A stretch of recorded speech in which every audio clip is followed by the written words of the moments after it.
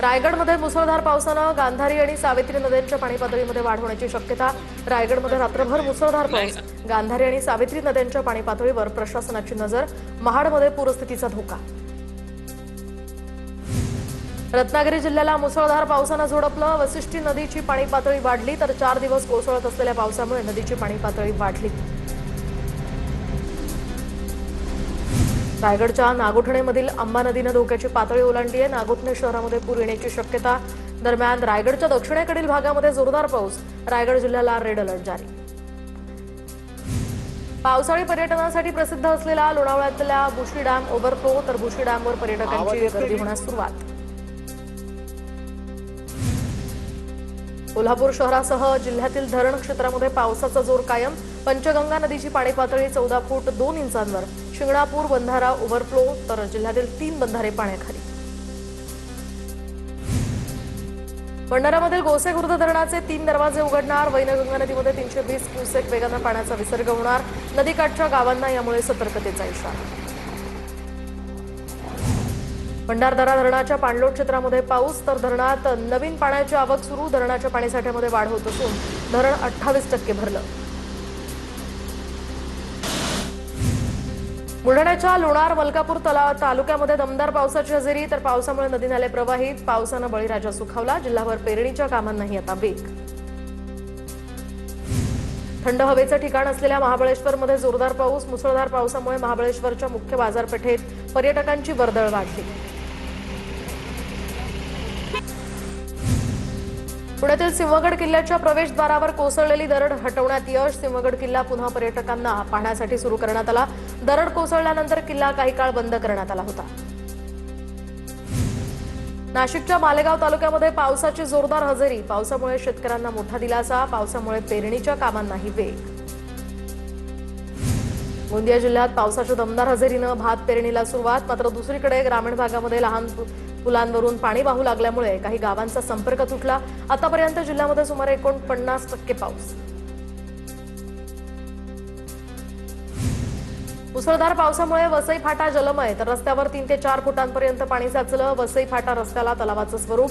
दुकानासमोरील वाहनं पाण्याखाली।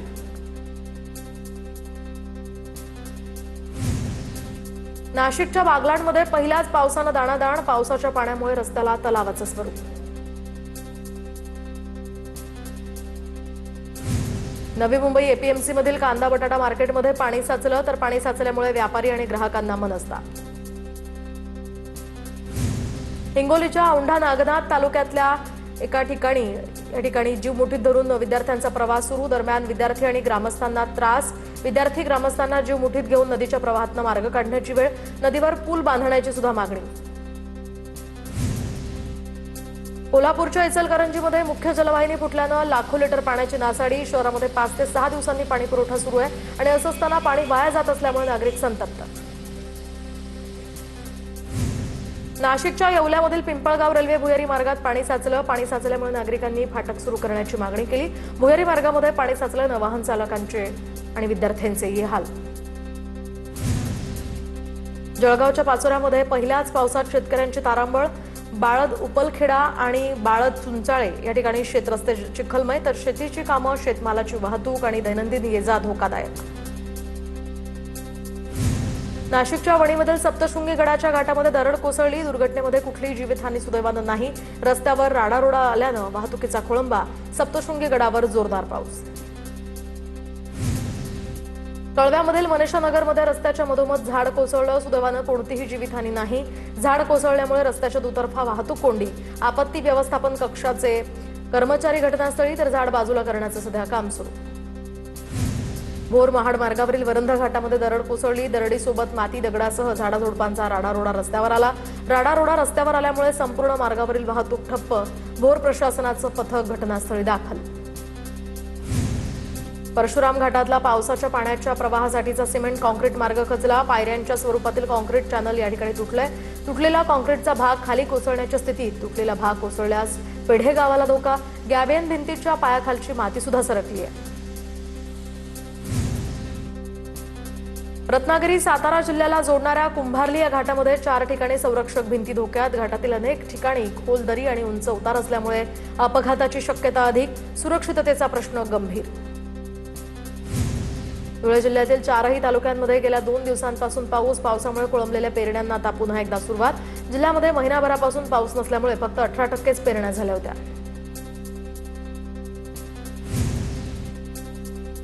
जुलै महिन्यामध्ये सुरू होऊन सुद्धा अहिल्यानगर जिल्ह्यामध्ये समाधानकारक पाऊस नाही, तर आता पाऊस न झाल्यानं शेतकरी हवालदिल.